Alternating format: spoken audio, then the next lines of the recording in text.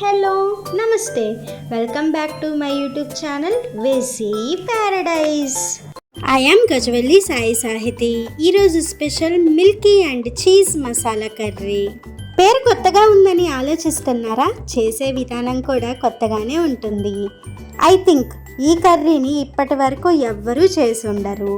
నా ఎక్స్పెరిమెంట్స్లో ఈ కర్రీని వన్ ఆఫ్ ది ఎమ్మియెస్ట్ రెసిపీస్గా కన్సిడర్ చేసుకోవచ్చు. పింక్ సాస్ని ఇన్స్పిరేషన్గా తీసుకొని ఇన్నోవేట్ చేసిన కర్రీ రెసిపీ ఇది. మరి ఈ డెలిషియస్ కర్రీ రెసిపీ ప్రాసెస్ చూసేద్దామా? Let's begin the recipe process. First ఒక కడాయి తీసుకొని అందులో 1 table spoon salted butter add చేసుకొని మెల్ట్ అవ్వనివ్వాలి.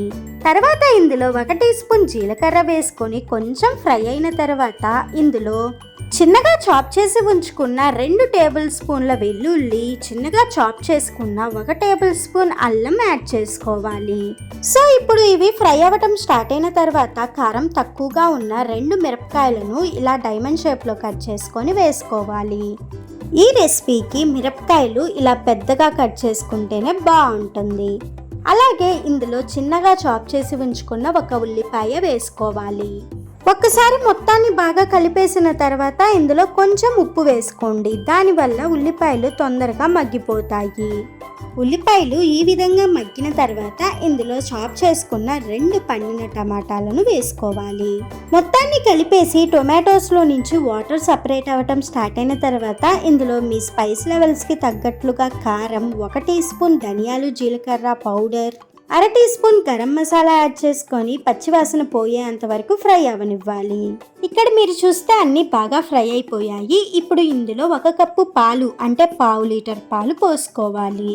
ఒకసారి కలిపేసి లో ఫ్లేమ్ మీద పాలు బాయిల్ అయ్యే వరకు వెయిట్ చేయాలి. ఇలా మిల్క్ పొంగటం స్టార్ట్ అయిన తర్వాత ఇందులో 1/2 కప్పు చీజ్ వేసుకోవాలి. ఇది బ్లాక్ చీజ్. అలాగే గుప్పెడంతా కొత్తిమీర తరుగు కూడా వేసుకొని బాగా కలిపేసుకోవాలి. ఫ్యూ సెకండ్స్లో మనకి చీజ్ మెల్ట్ అవ్వటం స్టార్ట్ అవుతుంది. తర్వాత ఒక 5 నిమిషాలు మధ్య మధ్యలో కలుపుకుంటూ లో ఫ్లేమ్ మీద వదిలేయాలి. నేను ఎంతో నమ్మకంగా చెప్తున్నాను, ఎవరైతే తక్కువ స్పైసీనెస్తో చీజ్ ఫ్లేవర్ని ఇష్టపడతారో వారు ఈ కర్రీని ఒక్కసారి టేస్ట్ చేశారు అంటే వారికి ఫేవరెట్ అయిపోతుంది. 5 మినిట్స్ తర్వాత ఇందులో 1/2 టీ స్పూన్ కసూరి మేతి వేసుకొని ఒక్కసారి కలిపేసి ఇందులో నుంచి బటర్ సపరేట్ అయ్యేంత వరకు వెయిట్ చేయాలి. సో ఈ విధంగా బటర్ లేయర్ ఫామ్ అయిన తర్వాత ఒక్కసారి కలిపేసి స్టవ్ ఆఫ్ చేసుకొని మూత పెట్టి 5 నిమిషాలు వదిలేయండి. 5 మినిట్స్ తర్వాత మూత తీసి చూసాము అంటే వాటరీగా ఉన్న ఇది ఇలా గ్రేవీ కన్సిస్టెన్సీలోకి మారి మనకి కావాల్సినట్లుగా కర్రీ రెడీ అయిపోతుంది. సో ఈ మసాలా కర్రీ చపాతీస్, రోటీస్, నాన్స్లోకే కాకుండా any rice items like biryanis and fried rice ఐటమ్స్లోకి కూడా పర్ఫెక్ట్ సైడ్ డిష్గా సూట్ అవుతుంది. మరి ఇంత హైప్ ఇచ్చిన Milky and cheese masala curry recipe నచ్చిందా?